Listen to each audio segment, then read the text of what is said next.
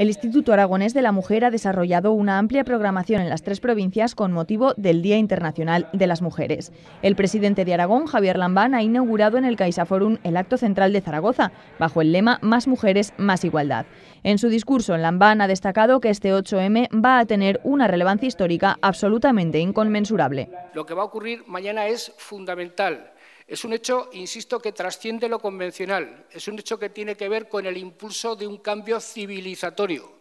Es un puñetazo en la mesa en toda regla de las personas, de los hombres y mujeres bien nacidos de España y de cualquier otro país del mundo, para que ese mundo que está naciendo sea un mundo que resplandezca con toda su potencialidad.